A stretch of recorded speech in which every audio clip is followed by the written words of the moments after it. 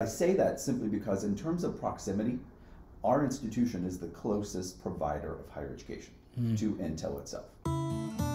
It's time for Coshocton Conversations. From deep dives to lighthearted chats, host Kirby Hasseman will keep you up to date on the most important topics and events in Coshocton County. Now, here's the latest Coshocton Conversation. Hey there, and welcome to a brand new episode of Coshocton Conversations. I am your host, Kirby Hasseman, and Coshocton Conversations is a brand new podcast where we just like to have conversations with local leaders, business leaders, entrepreneurs, and all of the folks who are driving the good change that is happening in Coshocton County. Coshocton Conversations is brought to you by Hasseman Marketing. Hasseman Marketing is your one-stop marketing shop here in Coshocton County. You can learn more at hassemanmarketing.com. Joining me today is a brand new guest. I'm really excited. Dr. John Berry is the president of COTC. Now, COTC has locations all over. We'll talk a little bit about that, but you certainly have an amazing location here in Coshocton. So, Dr. Berry, I know you're busy, so thank you so much for taking the time. Kirby, it's always a pleasure to be here. Always a pleasure to talk with you and to celebrate the things that are happening at the college. Absolutely. So let's start there. I actually had the opportunity to sit in a 50-year celebration recently where you got the ability to talk a little bit about what was going on at the campus. So first, congratulations, 50 years, that's amazing. And I guess what I'd say is you got to honor somebody here, and I'd give you a chance to talk a little bit about that if that's okay. I appreciate that, my friend. So yes, this is 50 years of celebration, 50 years of reflection, 50 years of visioning too. Really kind of sitting down and saying, what have we been able to achieve in 50 years of service to all three of our service regions? And that is that's where we started in the Newark campus. But that is then moving into Coshocton and then to Mount Vernon and Knox as well. And now most recently into Pataskala. So we wanted to celebrate, yes, a commonality of all that, but also in each of those respective communities, what does that mean and what have we been able to do? So to your point, yes, we were able to reflect on 50 years of service, but what did that mean here in Coshocton? And really, we've been offering classes here in some way, shape, or form since 1986. Wow. So it hasn't necessarily been 50 years, but it's been pretty darn close that we've been serving here. And we always try to recognize someone in those communities that had significant impact on what they do with the citizens that they serve and work with, and also what does that mean to the college. So we were able to recognize Marion Sutton, and Marion's just great. She's been on the board serving with me since I started the presidency 3 years ago. She's a great representative of the community and just a great individual. So we were able to present her one of our Legends of Loyalty awards. That's awesome. Marion is truly one of those people that as you look around the community, she's one of those people that if you want to be a leader in the community, that's someone that you should aspire to be like. It's totally well-deserved. So one thing I did want to, there's several things I want to go, several places I want to go, but I wanted to talk to you about, look, the last 2 years has been, and I don't want to COVID things to death, but it's just a reality, right? Like, certainly higher education has been a place where it's been wildly affected. So can you talk a little bit about what that's looked like for COTC, like in the past 2 years, and then what it means kind of going forward? Yeah, I appreciate that. So anytime you work with a two-year college, community or technical college, and we actually play both of those roles.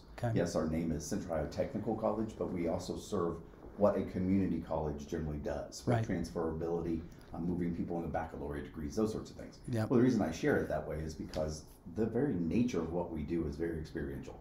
It's very hands-on. It is very engagement-oriented. It is having students kind of, get their hands dirty, get their feet dirty. That changes when you go into a global pandemic and you're really not allowed to engage. Can I interrupt you for just 1 second? So talk, like you were talking about, give a couple, just if somebody who doesn't know anything about COTC. So what are, I'm thinking law enforcement, what are some of the places where they have to get their hands dirty, like you said? I appreciate that, and thank you for framing that for me.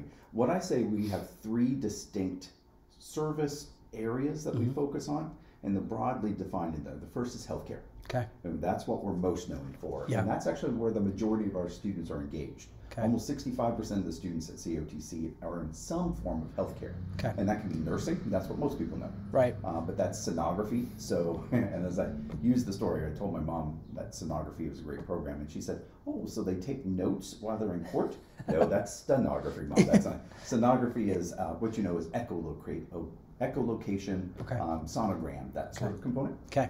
We do radiology, we do surgical technology. So those are the underpinnings within healthcare. The next one I would say, and you alluded to this earlier, is public service. Okay. So if you are interested in becoming a police officer, if you're interested in fire, safety, if you're interested in becoming an EMT. Right. Also, though, I also use that broadly when we talk about anyone that's interested in doing early childhood education, because that is a public service. Sure. And also if you're really interested in the world of social service. Okay. We do an awful lot of work in that division. And then finally, the big third tier, I would say, is advanced technology.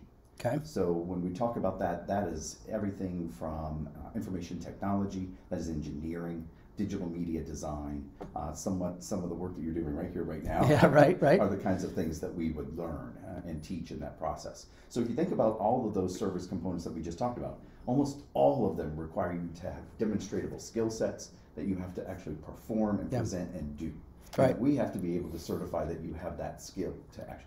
The last thing you want is someone who's done all their training virtually, say, in healthcare. Right. That they've never actually worked. Never on seen any patient. blood. Exactly. Right. Exactly. That's kind of a thing. Very much so. So we had to find a kind of happy medium in these last 2 years where, yes, you can work from a distance because we all needed to do some of that. Right. But also still have access to that hands-on connection and those demonstrable skills. Right. It has not been easy. I bet. It has not. But one of the things I will say, there's always a silver lining to whatever those cloudy days are. Right. And for us, it was the fact that from online learning capacity and internet development, we probably evolved in 2 years what would normally take us 10 years to even try. Right. I heard a lot of people say that, right?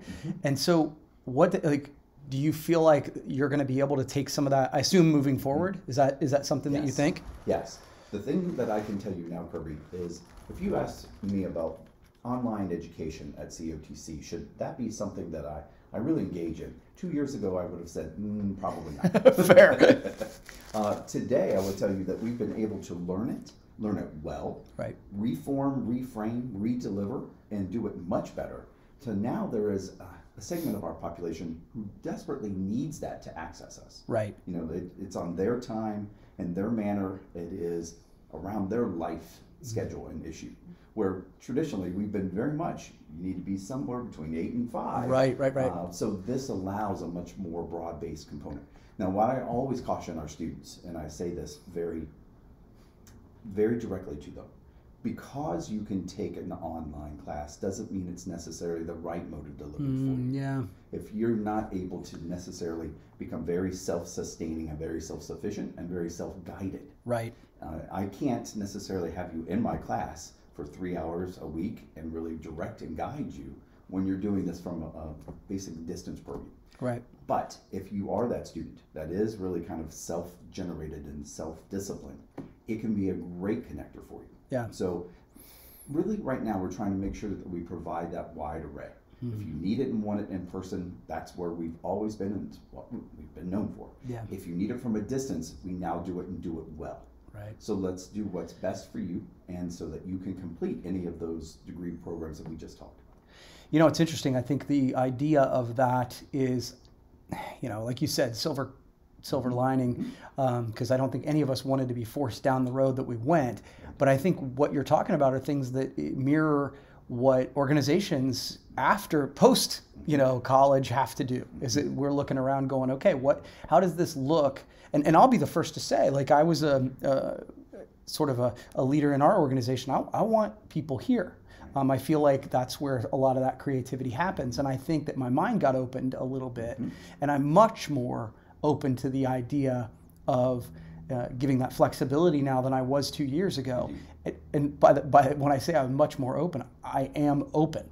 Like I wasn't before, you know what I mean? Absolutely. And now because of that, I still have team members that work here, but when they say, hey, I got to work from home in the afternoon, I'm like, okay, sounds great. You know, it's just less of a conversation, and I think that trust has been built in a way that's really kind of interesting to see. You use the magic word, and that is trust. Yeah. You have to trust in the people that you work with. You have to trust in the people you work for. Yeah.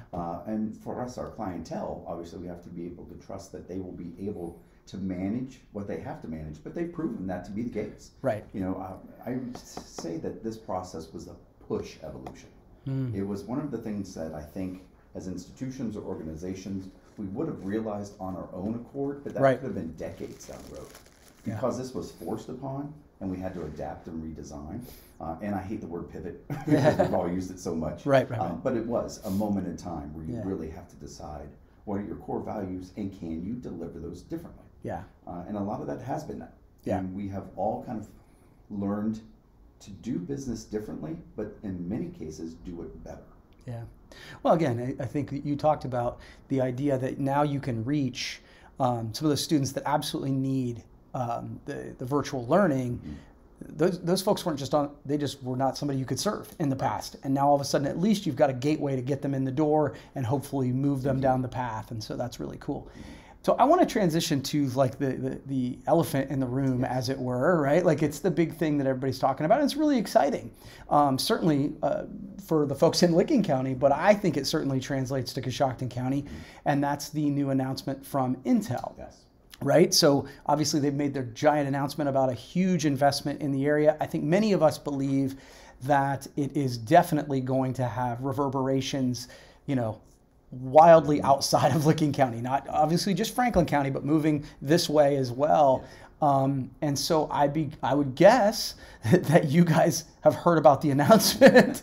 And what does that look like for you? I mean, are you guys going to be offering classes for folks there? What's the next step for COTC in that? Appreciate that. So just in terms of its physical location, where Intel is designed to grow and expand, it is literally 9 minutes and 32 seconds, might have driven it, from our Pataskala campus. Okay.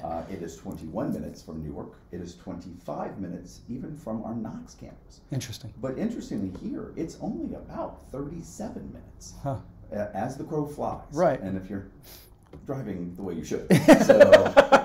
Fair. But I say that simply because in terms of proximity, our institution is the closest provider of higher education to Intel itself. Okay. Next closest would actually be Columbus State, which is obviously downtown Columbus. They've been a partner, and we appreciate that, and we will probably partner much more directly than we ever have before. Now, what does that mean? We know from hearing from Intel, at least their initial delivery, that they expect to have at least 1,500 or so positions that would require certificates and associate's degrees. Wow. And those could pay upwards of $100,000, even at the associate's degree level. So if you think about it in terms of a return on investment for a 2-year associate's degree, and now let's all be very honest with one another, sometimes it takes longer than 2 years for people to get through that cycle, because most of our students work full-time. Right. Or work at least part-time. Right. And that's great, we understand that. We adapt with them. But even if it took you 3 years to get that associate's degree, an investment of that time, energy, resource to translate to nearly $100,000 initially in what a technician for Intel will be. You know, microchip processing, you've probably seen pictures of the people in the hazmat suits where they're head to toe covered up because it's clean room technology.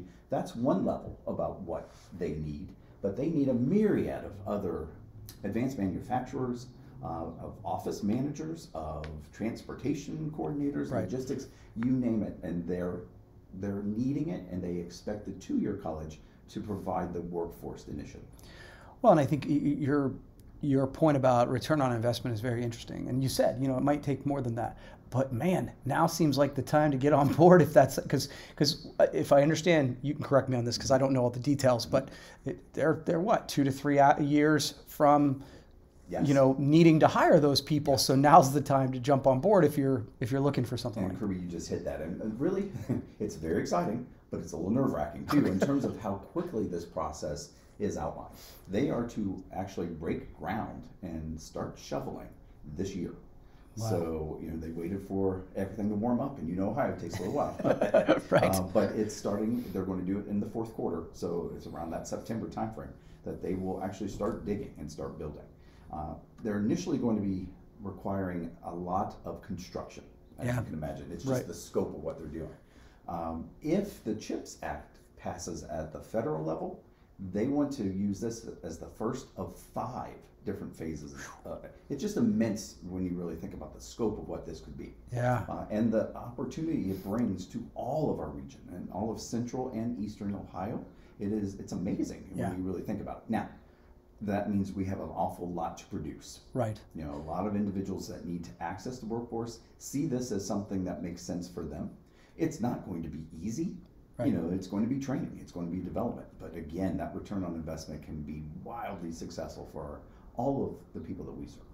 So, and again, this might not be a fair question, and if not, but like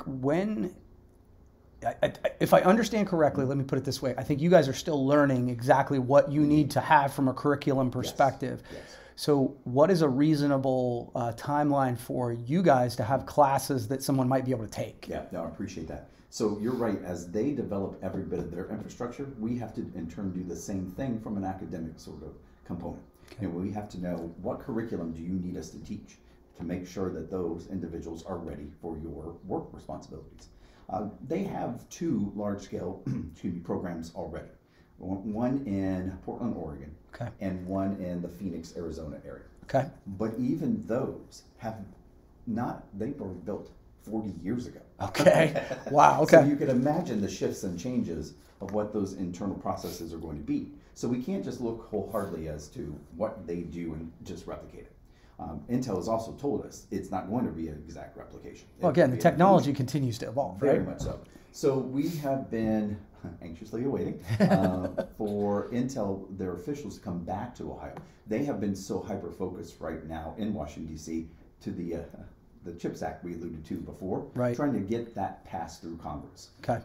So if and when that happens, we'll see what the ultimate outcome. But they're now coming back to Ohio. Matter of fact, this Thursday even, they're having their first major press announcement and having representatives from all the higher education sectors come to meet with them to hear exactly what we're talking about. What do you need? How does it need to look? Where do we need to go? How should we start? We just talked about the clean room technology. I might have to build a clean room lab on every one of our campuses, including here in Coshocton. Wow. So that you can simulate that process. Well, if that's what we need to do, that's what we'll do. But I got to get to it. That's right. It doesn't just happen overnight. So I think to your question, I would say we'll probably have a 1-year infrastructure build of everything from hiring faculty members to teach in that process. We'll probably hire several adjuncts, maybe even from Intel themselves, as they bring their system into Central Ohio. But we do plan to deliver directly that coursework within a 2-year cycle. A lot of our general education, if students even wanted to start jumping on the bandwagon now, they can knock out a lot of the general education that we know are going to be responsible in any of these designs. Your Englishes and your maths and those sorts of things. So if there's interest in getting in that pipeline and even doing that today, we can start that. But the exact Intel process would probably be about a year's configuration. Which I want to restate what you just said, because I think that's important. So let's say that somebody is listening to this and they are like, hey, I think I would like to start my career. I'd like to take advantage of these opportunities. You don't necessarily have to wait until there's a course program put together. You could start taking what used to be called, not electives, but sort of the foundational coursework. Very much so. Those general components that are requirements for all degree programs for us, we call them general education. Okay. They are those core requirements that every individual needs to kind of have in their basket of goodies. Right. And that does. We talked a little bit about basic English, math, communications. Those components are going to be required. So we can get you started on that and heading down the pathway for what Intel will ultimately bring. We believe it'll most likely be a hybrid between information technology and engineering. Okay. That it will be sort of a cross-reference between those two worlds. Very interesting work. Yeah. I'm going to tell you, it's very interesting work, and one that's going to be greatly valued within the United States. It's really kind of bringing that system back internally into the United States. So excited about where it's going to go. but we got to get to it. Fair. So the one thing I wanted to kind of talk about is transitioning out of that is, obviously COTC and the community colleges are known for being affordable. I mean, that's just sort of what a community college is all about. And obviously, higher education can be expensive for folks. So it's something that I think people consider. But a couple of years, gosh, it all seems like a blur now. But I think it was a couple of years ago, you guys announced the Coshocton Promise. Now, A, is that still a thing? And B, if so, can you talk a little bit about it? No, I appreciate that. And Kirby, believe it or not, we're talking 4 years. Wow, okay. I was there that day. That shows how much I'm aging. 4 years ago. But again, with 2 of those years being tied to this pandemic. Yeah. The first 2 years of what was the Coshocton Promise, and I shouldn't say was because it is. Right. That's still a program in existence. We're going to reassert it candidly. Okay. But it really provided for students who were eligible, and most of our students are. We'll talk about those eligibility components. It eliminated finances as a barrier for them to engage college. Yeah. So if that was the financial scope and burden, it really eliminated that factor because it was paying for whatever remainder of tuition or fees a student might have. Now, here's the basic criterion for that. You have to be a Coshocton resident. Okay. And you have to have lived here for a year. Okay. Or longer. What we don't want to see are people who come directly into the community only for this. Yeah. It is actually to develop the community internally. Right. So that individuals who are planted here, Yep. who want to grow and be a member of the community for a long time, can change the basic nature of who they are and hopefully enhance the community too. So at least a year's cycle living here. The threshold financially is $60,000 household income or less. Yep. So if you make over the 60,000, that's sort of that's the ceiling. Right. But most people within the community, that's an area, that's a pretty high threshold. Right. So we're based on talking, our demographics that we've seen, yeah. I mean, we're talking 60+% of the population actually would be eligible for that. Those are really the 2 main criteria. Right. Everything else is we just got to keep you doing well. Yeah. You have to maintain a 2.0 GPA. Yep. So that's a C or better. C average, yeah. So really what we have found is the first 2 years before the pandemic, it was really working well. Yeah. We were seeing new students in the Coshocton community, new students who didn't necessarily think of themselves in that manner. Then the pandemic hit and everybody kind of went a little bit askew, but we are going to reassert the program, remind people that it is here and we have the financing for it for many, many years to come. Yeah. So if you think about just the conversation we had about Intel, theoretically, I could start this process. I can be involved in this degree program that didn't cost me anything to complete. And now I'm making $100,000 my first year. Yeah. Doesn't get much better than that. Yeah. It really doesn't. It really doesn't. We're very excited about it. So you're going to see us kind of repost and reframe the conversation about it, reinvest with the community to make sure they understand what all this means about, yes, the Coshocton Promise is back, and yes, you can use it for this manner, and yes, we will be bringing more programming on site here on campus as well. We were so pleased with the Coshocton Promise and how it transformed that we are instituting that in our Knox campus. Really? We just announced that last week. So we're excited about replicating the successes we had here.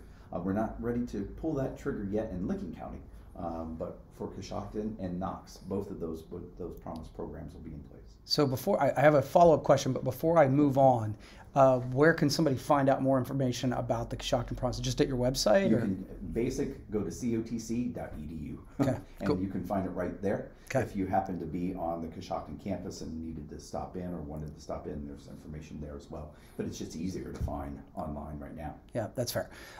But I guess the one follow-up to this is because I think, some person might be listening to this and they're like, well, I make 65 or I make a little bit more. I think it's worth, this is not a commercial for COTC. I have no affiliation whatsoever. But I think that if you're looking at post-secondary education, COTC is a pretty affordable option even without that. Is that fair? Yes, no, it's very, very fair. We let's just put it in this, on the scale of two-year colleges in the state of Ohio, yeah, and two-year colleges are the most affordable factor of higher ed. We're one of the most affordable of those 23. Okay. So we try to keep our tuition very low. We only try to cover what we need. We're a nonprofit organization. Yeah. It sounds a little weird because yes, we are a college, but we're not there to make money. We are there to serve, right, and to ensure that we can provide top-notch education. So it is a very affordable tuition base, and even say you made $65,000, you're going to be eligible for other sponsorship and scholarship, and we do other things than just the Promise program, which we love, but it doesn't limit. We can still help that individual. Okay, that's actually, I'm glad you said that. Okay, so moving on, you know, just I think the Coshocton campus, obviously it used to be the Roscoe Village, Roscoe Village Inn. I used to be a waiter there, believe it or not, many, many years ago. And then you did the transformation, and it was a beautiful transformation. I'm going to ask the question that I've heard other people ask, just so people can give your answer. Yes. But like, is COTC still committed to Coshocton? Is that something that you still want to be a part of? I appreciate that, and I only chuckle because the answer is a wholehearted yes. And we know, again, with the pandemic, it forced many of our students to not physically use that space. Right. So it looks like a beautiful big space with a few amount of people in it. And so I can understand where the image of, well, are they even open? Right. Are they serving? And most of our students, unfortunately, had to move into an online capacity during that 2 year. And so they're still engaged, but they're not engaged physically in that space. Now, having said that, we are bringing more of those hands-on components back to the campus. There will still be access points from online, but you'll see definitively more activity and more engagement. We serve 3 areas: Licking, Knox, Coshocton. That's who we serve, and we have to serve and serve it well. Mm-hmm. This campus location is beautiful. It's actually one of our largest. Yeah. But because of that, it gives us more opportunity to kind of flex. What should we do and how should we do it? You're going to see us much more focused internally here on both healthcare and the engineering IT areas, because those are the biggest need within the communities. And we're excited about where it's going. Yeah. So you're going to see more lively activity. Well, for what it's worth, I pretty much anticipated your answer, but I wanted to give you the opportunity to answer it, if that makes sense. Yeah. Very much so, very much so. Okay, so great. We've covered a lot of ground. Final question for you, at least for me, is I always give everybody an opportunity to talk a little bit about maybe another organization that they see doing good work in our community. I didn't know if you had anybody in mind. Yeah, so one of the pleasures about being the president at COTC is I get to travel amongst many communities. Yeah. You know, I can root more in Newark simply because I'm physically housed there. But it's a joy to go to and spend days in Coshocton, like we're doing today. Right. I'm going to talk to the mayor. I'm going to talk to the fire chief. Love it. Love it. But one of the pieces that we were asked to serve on, and I was very, very pleased to be asked to do this. Right now, the community advisory group is working with the Coshocton High School about what are we doing with that physical location. Right now, there's an opportunity to look to build, rebuild, to add on to current existing pieces, to tear down and start over. They're looking at the myriad of options. And you're talking programming, not a building, right? We're talking both. Okay, interesting. Both. It could be both. And it's such a symbiotic relationship to the college. You know, what's happening at the high school, what's being taught, how it's being taught, what it looks like, where it's housed, is all very important to us, but we also provide some unique perspective at times as well. And the sheer fact that the community would ask our perspective is very much appreciated. Yeah. So that group is working hard. There's no easy answer to it. Right. But they're working hard to try to make the most effective decision with the resources they have provided by the state, and then resources they're going to have to generate as a community as well. So it's a labor of love, I'll put it that way. But great people to work with. That's awesome. Well, Dr. Berry, I know you are a busy guy, and I really appreciate you taking the time. We will definitely have to do this again sometime, okay? Love it, Kirby. Appreciate it. Thanks for asking. Absolutely. Well, that's going to wrap up this edition of Coshocton Conversations. If you've enjoyed these Coshocton Conversations, please feel free to subscribe anywhere you follow podcasts, and Apple, Google, Stitcher, all of those places where you can get a podcast. You can subscribe. Just search Coshocton Conversations, and you can always find it at choosecoshocton.com. Thanks so much for listening. We'll see you next time. Thank you so much for listening to the latest Coshocton Conversation. If you enjoyed this episode, please subscribe and be sure to visit choosecoshocton.com.